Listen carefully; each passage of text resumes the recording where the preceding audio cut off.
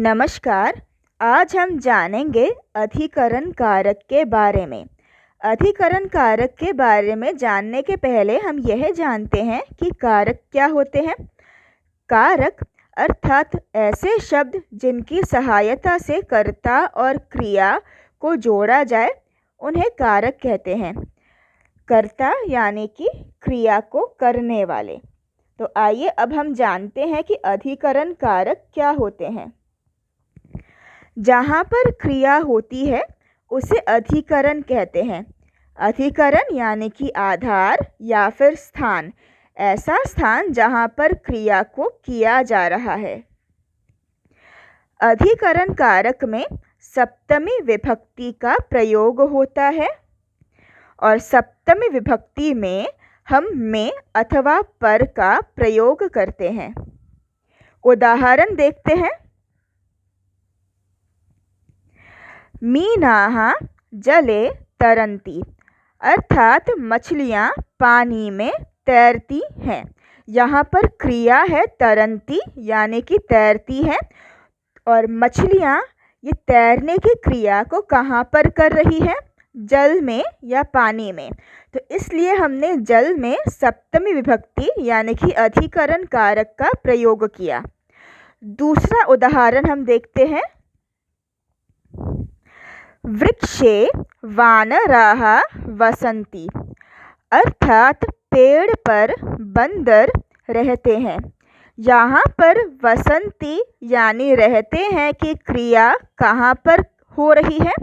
पेड़ पर। तो इसलिए हमने पेड़ में यानी कि वृक्ष में सप्तमी विभक्ति का प्रयोग किया। तो आइए अब हम जानते हैं कि सप्तमी विभक्ति में शब्दों के रूप किस प्रकार चलते हैं। हमने यहाँ पे दो तरीके के शब्द लिए हैं। पुल्लिंग के लिए अकारांत पुल्लिंग शब्द और स्त्रीलिंग के लिए आकारांत स्त्रीलिंग शब्द। हमने यहाँ पे नपुंसकलिंग शब्दों का प्रयोग नहीं किया क्योंकि नपुंसकलिंग शब्द तृतीया विभक्ति से लेके सप्तमी विभक्ति तक पुल्लिंग शब्दों की तरह ही चलते हैं। तो अब हम देखते हैं कि पुल्लिंग शब्द का सप्तमी विभक्ति में किस प्रकार प्रयोग होता है। एक वचन में बालक का रूप बनता है बालके, अर्थात बालक में। द्विवचनम में बालकयोः, अर्थात दो बालकों में। बहुवचनम में बालकेषु, अर्थात बहुत सारे बालकों में। अब इसका अर्थ हम कुछ इस प्रकार भी ले सकते हैं।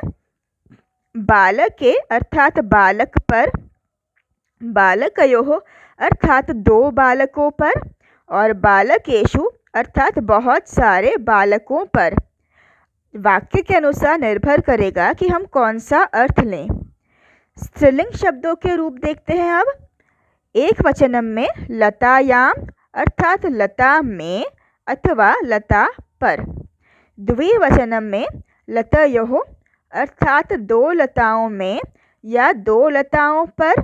और बहुवचनम में लतासु, यानी कि अनेक लताओं में या फिर अनेक लताओं पर। तो आइए उदाहरण के द्वारा हम समझते हैं अधिकरण कारक को। छात्राः विद्यालये पठन्ति, अर्थात छात्र विद्यालय में पढ़ते हैं। ते क्रीडा क्षेत्रे क्रीडन्ति, वे खेल के मैदान में खेलते हैं। कक्षायां बालकाः कोलाहलं कुर्वन्ति, अर्थात कक्षा में बच्चे शोर मचाते हैं या शोर करते हैं। श्रेष्ठाः बालकाः कक्षायां पठन्ति, अर्थात श्रेष्ठ बच्चे कक्षा में पढ़ते हैं। विहगाः वृक्षेषु तिष्ठन्ति, अर्थात चिड़िया पेड़ों पर रहती हैं। वृक्षे नीडानि सन्ति, अर्थात पेड़ में बहुत सारे घोंसले हैं। तेषां शावकाः नीडयोः वसन्ति, अर्थात उनके बच्चे 2 घोंसलों में रहते हैं। पर्वतेषु जनाः गच्छन्ति, अर्थात पर्वतों पर लोग जाते हैं। जनाः पर्वतारोहणं कुर्वन्ति, अर्थात लोग पर्वत पर चढ़ाई करते हैं। आकाशे मेघाः गर्जन्ति, अर्थात आकाश में बादल गरजते हैं। मीनाः जले तरन्ति, अर्थात मछलियाँ पानी में तैरती है। कच्छपः मकरः च अपि जले वसतः, अर्थात कछुए और मगरमच्छ भी पानी में रहते हैं। खगाः आकाशे उड्डयन्ति, अर्थात चिड़िया आकाश में उड़ती हैं या पक्षी आकाश में उड़ते हैं।